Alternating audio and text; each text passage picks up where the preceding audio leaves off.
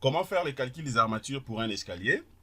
Nous allons voir comment trouver les armatures de la paillasse ainsi que de paliers de repos. Alors, parmi les éléments importants que l'ingénieur est censé de connaître, c'est d'abord les caractéristiques de matériaux. Ok, il faut bien maîtriser ça. Et après, vous allez donc calculer maintenant tout ce qu'il faut, notamment comme faire les calculs de moments réduits, le calcul des paramètres de déformation, ainsi de suite. Alors les amis, ce que j'aimerais tout simplement vous rappeler une fois de plus, abonnez-vous massivement sur nos deux chaînes YouTube, Jinkunga Tutoriel et Académie des logiciels, pour ne rien rater de tout ce que je publie régulièrement comme formation. Nous sommes en train de continuer le chapitre 5 sur les calculs de l'escalier, un escalier droit. Donc là, nous allons voir le point justement 5.1.2, ou je dirais même 5.1.5. En réalité, c'est le point 5, ok? Puisque nous sommes en train d'achever le chapitre 5. Alors, pour essayer un peu de bien comprendre ce que je suis en train de dire, je vais rentrer rapidement au niveau justement de points. Voilà, donc c'est le point 5, ok? Donc, c'est ce que nous allons voir tout à l'heure là. Alors, restez connectés les amis pour ne rien rater de ce que je vais partager ici.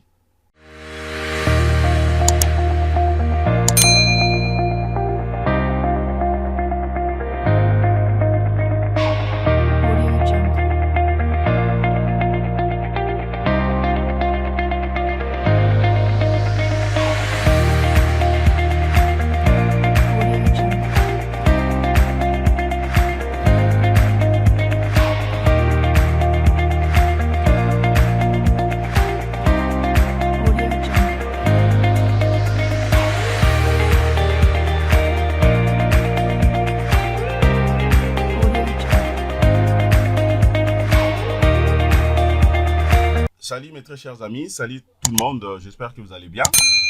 Alors nous allons continuer nos séries de formations sur le même projet, programme pack complet bâtiment R+10. Là nous allons achever le chapitre 5 sur l'escalier. Nous allons voir les calculs des armatures.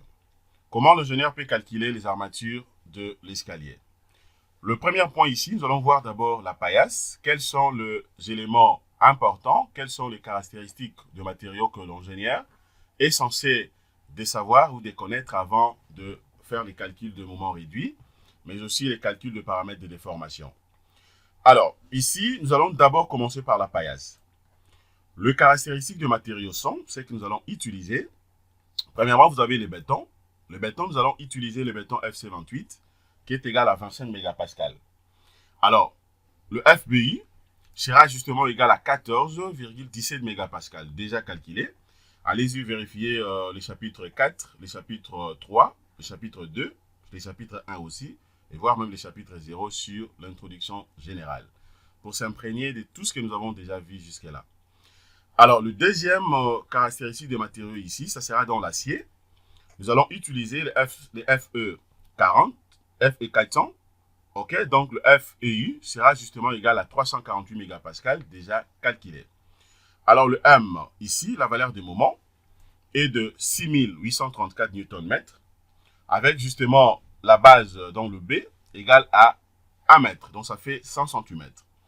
Et la hauteur, ou l'épaisseur justement de la paillasse, de la dalle bien sûr prédimensionnée, est de 9 cm. Alors si je déduis maintenant l'arrobage, donc je vais rester avec 2 égale à 7 cm. Ok? Et donc c'est comme ça que nous allons procéder. Donc les amis, étant donné que les éléments et dans le matériau ou les caractéristiques du matériau sont connues, maintenant nous allons calculer directement le nombre des armatures ou d'armatures. Le premier point ici, nous allons d'abord calculer ce qu'on appelle le moment réduit dans le UBI. Ok? Rien n'a changé ici. La même procédure et nous allons utiliser la même formule. Alors, ce qu'il faut savoir, en réalité, le UBI ou le MIBI sera égal à quoi? Eh bien, le MIBI sera égal justement au moment dont le MU sur le FBI, ok, multiplié par B, multiplié par D au carré. Alors, dès que je remplace le MU, le moment par sa valeur ici, le 6834, au dénominateur dont j'aurai le FBI, 14,17 multiplié par 100 multiplié par 7 carré, Je vais d'abord calculer le numérateur. 7 carré, voilà, multiplié par 100, multiplié par 14,17. Alors, je prends maintenant le numérateur sur le dénominateur, donc le 6834 sur la valeur trouvée au dénominateur, et bien je trouve la valeur de 0,098. Et donc, le UBI égale à 0,098, qui est inférieur à 0,186. Donc là, je tombe dans le cas des pivots A. Maintenant, le deuxième point, je vais calculer le paramètre de déformation, ok, alpha U.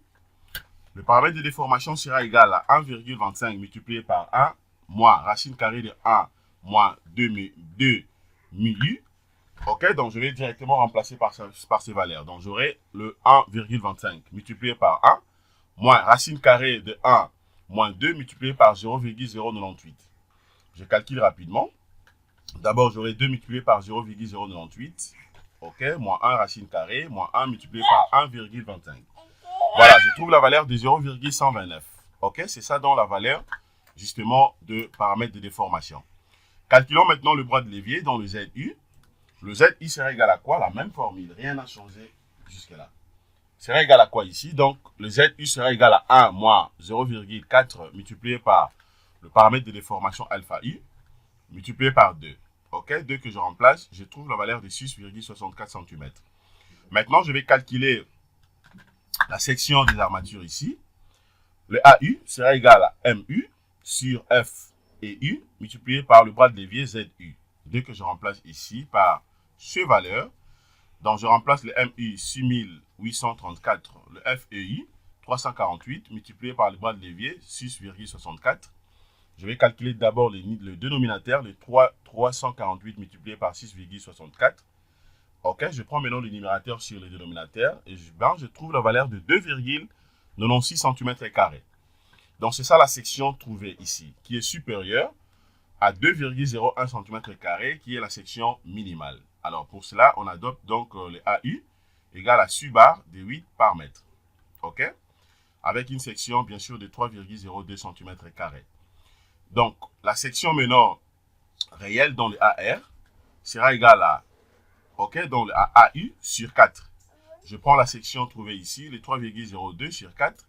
Eh ben, je trouve la valeur de 0,76 cm², qui est inférieure à 2,01 cm², qui est bien sûr la section minimale. Et donc, pour ça, maintenant, on adopte donc pour la section, ok, donc le AR, on prendrait donc 4 barres de 8 par mètre, ok, avec une section minimale de 2,01 cm². Et donc, c'est comme ça que vous serez donc à mesure de calculer cela. Ça, c'était justement pour la paillasse. Maintenant, je vais procéder également pour le point 2 à ce qui concerne maintenant et donc le palier. Alors, pour les paliers, maintenant, regardez ce que je vais faire. Pour les paliers, donc déjà, le moment ici, ok, le moment ici est nul, donc le M est égal à 0, 0 Newton mètre, ok. Et donc, le moment dont le palier étant beaucoup plus faible, donc pour notre cas ici, on adopte ou on a adopté justement le même armature que la paillasse, soit la section 6 barres de 8 par mètre, ok, et le AR 4 barres de 8 par mètre, ok. Pourquoi? Puisque la section, la valeur de moment trouvée déjà au niveau de palier étant tellement faible, raison pour laquelle donc j'ai pris l'option, ok, donc d'adopter justement le même armature que dans la paillasse. Voilà. Maintenant, le point 3, ici, nous allons voir ce qu'on appelle justement la poutre palière. Comment vous serez à mesure d'abord d'évaluer la poutre palière et de la dimensionner. Donc, jusqu'à là, je pense que c'est bon, les amis. C'est comme ça que je voulais vous montrer comment on sera à mesure de trouver le nombre de barres, ok, sur l'escalier, bien sûr pour la paillasse, ainsi que pour le palier, que ce soit palier de repos ou palier d'arrivée. Voilà, merci de votre disponibilité, les amis. Excellente journée. Au revoir.